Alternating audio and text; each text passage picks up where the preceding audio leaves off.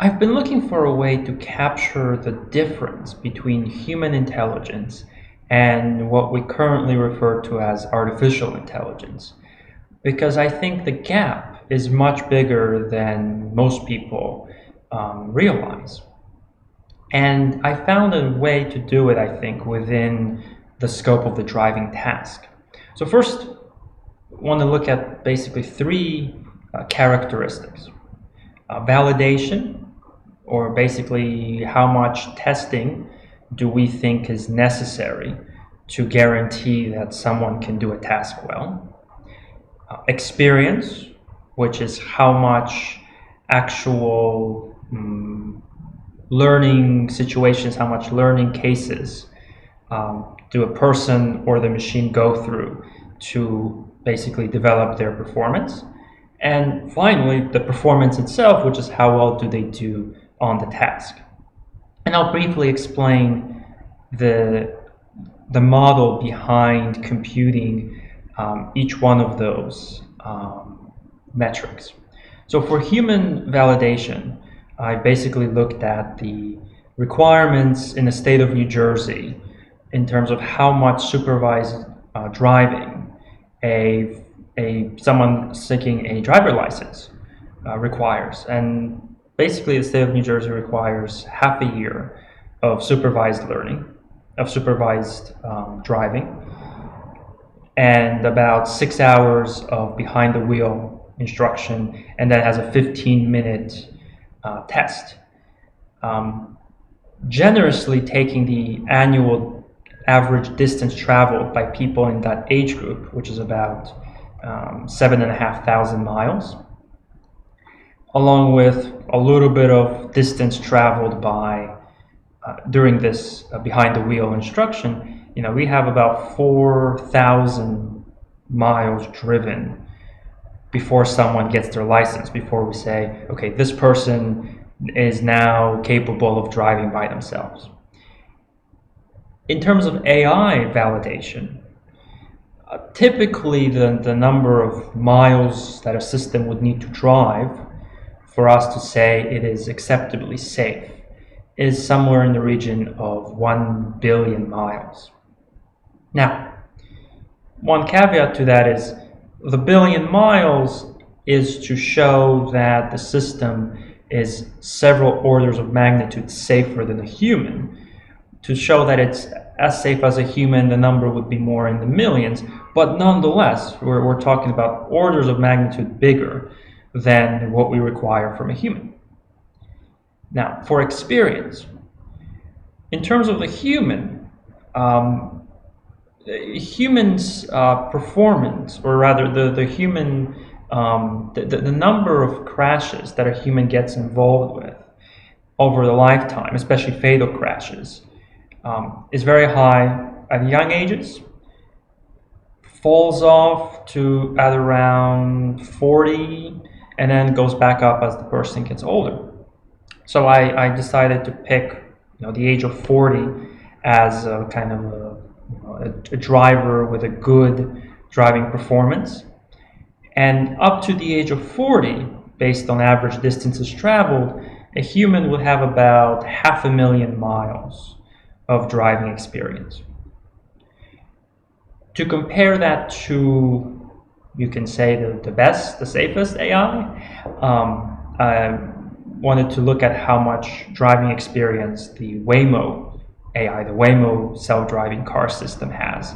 And Waymo claims they have about 10 million miles in real-world driving and about 10 billion miles in simulation. Now, it's a little hard to compare, real driving miles versus simulation miles. How many simulation miles is worth one driving mile? If we just add them together, we can say there's about 10 billion hours of driving experience compared to a human with about 500,000 miles of driven experience. And then lastly, we have performance.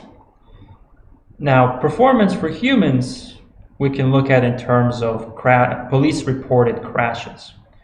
of which there's about 6.5 million on average, and this particular number is from 2017. And that year, people have driven in the United States about 3.2 trillion miles. So we're talking about one police reported crash for every 500,000 miles driven. In terms of AI performance, this is the part that gets very questionable, and numbers are a little hard to figure out. You have to make some assumptions, but basically, we know that in California in 2019, Waymo's cars travel about 1.4 million miles.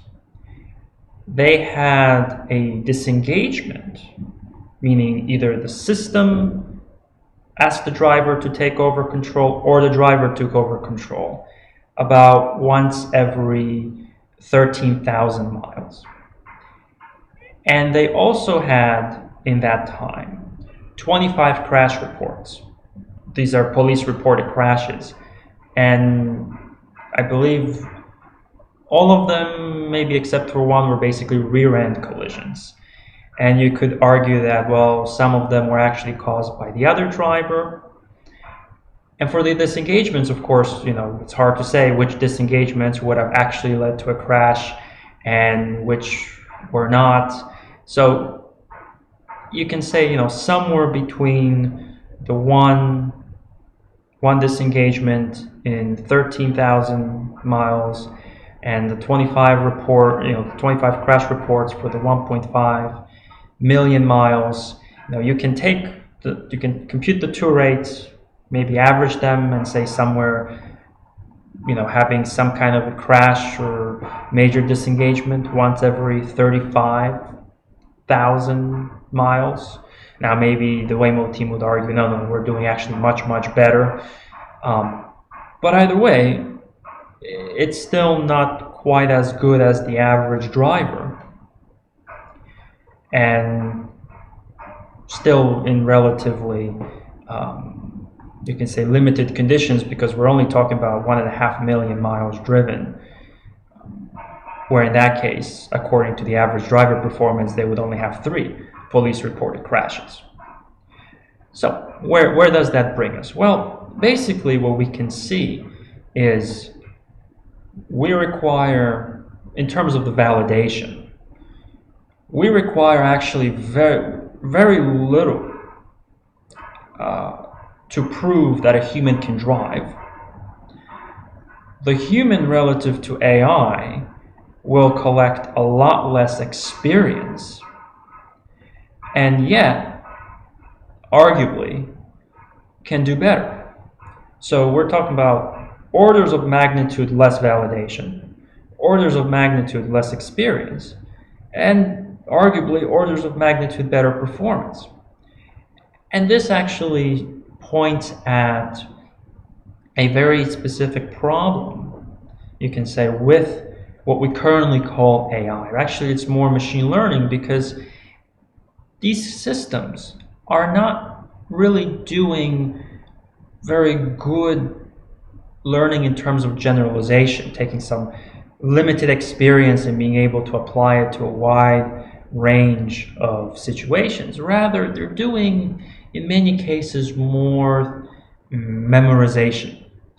And that is why you need so much experience. That is why you need so much validation. And that is why the performance is still not very good.